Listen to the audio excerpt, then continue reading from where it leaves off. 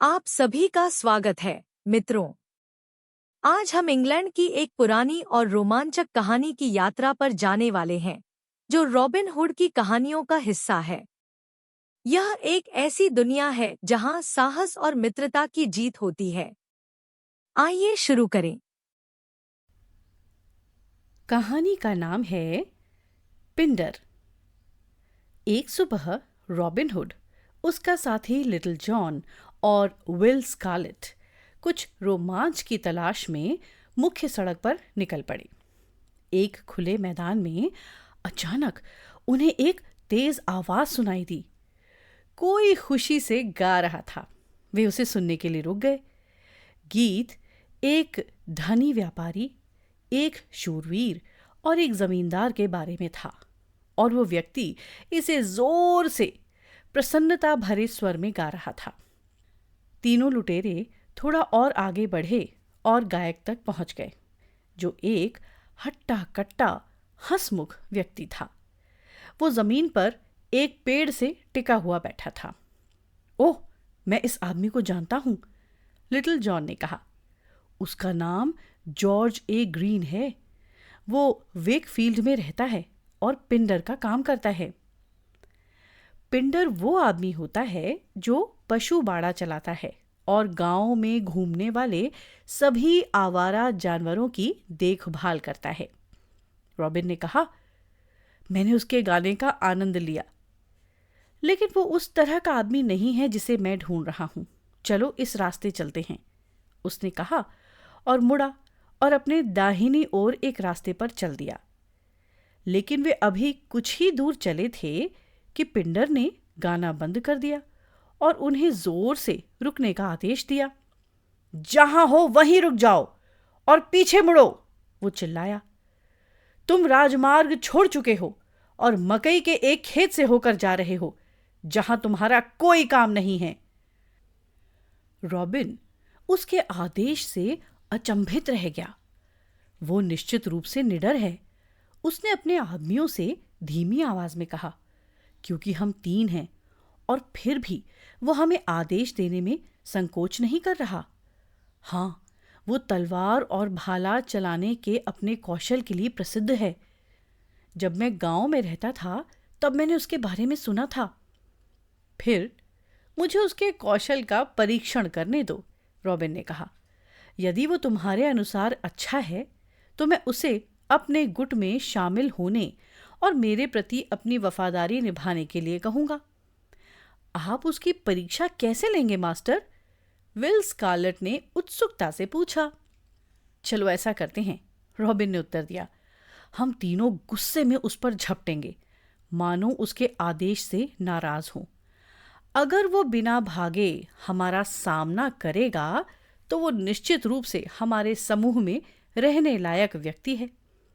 वहां खड़े होकर आपस में फुसफुसाना बंद करो, पिंडर फिर से चिल्लाया। मकई के खेत से बाहर निकलो और राजमार्ग पर वापस आओ, रॉबिन ठीक पीछे चिल्लाया। तुम्हारी हिम्मत कैसे हुई मुझे आदेश देने की? मुझे लगता है तुम्हें सबक सिखाना ही पड़ेगा। तुम्हारे सिर से तुम्हारे कान काटने पड़ेंगे। उसने अपनी तलवार खींची और पिंडर पर झपटा। उसके पीछे उसके 2 वफादार आदमी थे जो तलवारें लिए हुए थे और चिल्ला रहे थे, हाँ मालिक, इसके कान काट कर दिखाओ। तीनों दबंगों को अपनी ओर भागता देख पिंडर पलटकर भागने लगा।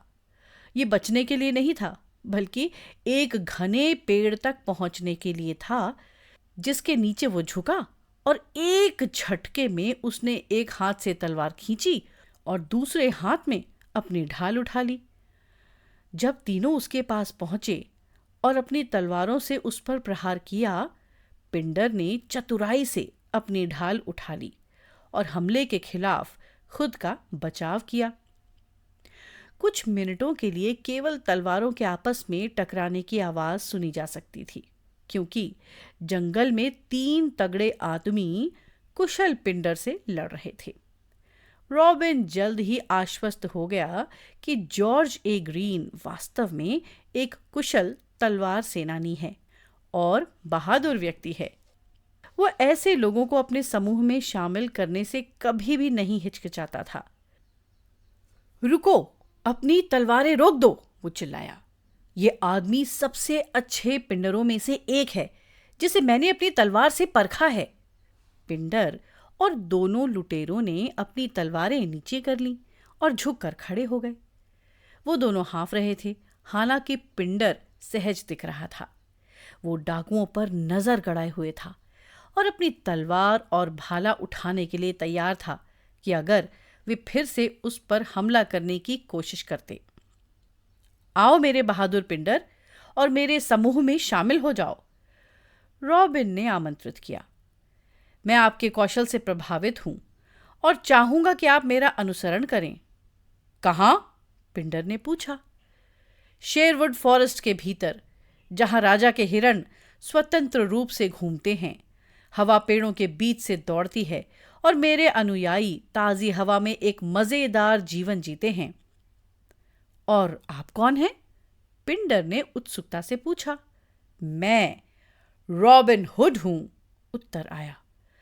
ओह, मैं आपसे अपनी वफादारी निभाने का इंतजार कर रहा हूं, पिंडर ने खुशी से कहा। आप मार्ग का नेतृत्व करें और मैं खुशी से उसका पालन करूंगा। जरूर करूंगा, रॉबिन ने कहा, और ये दोनों तुम्हारे साथी होंगे। मेरे आदमियों, लिटिल जॉन और विल स्कारलेट से मिलो।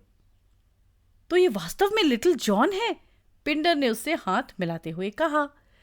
पिंडर के पास कुछ खाने का सामान था जिसे उसने खोला और तीनों डाकुओं के साथ साझा किया। उन्होंने एक साथ एक पेड़ के नीचे बैठकर भोजन किया।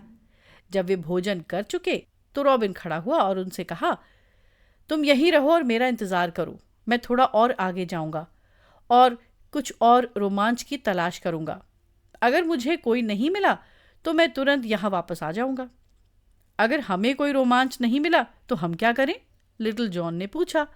ओह, तब आप मुझे आकर ढूंढ सकते हैं, रॉबिन ने मुस्कुराते हुए कहा। दो डाकू और पिंडर एक साथ बैठकर बात करने लगे और रॉबिन हुड सड़क पर अपने रास्ते चल पड़ा। लगभग 2 मील चलने के बाद वो सड़क एक और चौड़ी सड़क से जुड़ गई और रॉबिन चौराहे पर यह देखने के लिए खड़ा हो गया कि यहां से कौन गुजरता है।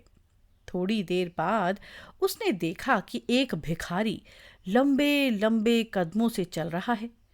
हालांकि भिखारी ने रॉबिन को देखा, उसने कोई प्रतिक्रिया नहीं की, ना ही वो रुका, बल्कि अपने कदम रोके बिना आगे बढ़ता गया। रॉबिन ने उसे रोकने और उससे बात करने का फैसला किया। अगले एपिसोड में हमारे साथ जुड़ें जब हम रॉबिन हुड और उसके आदमियों के भिखारी के साथ हुई मजेदार मुठभेड़ के बारे में सुनेंगे।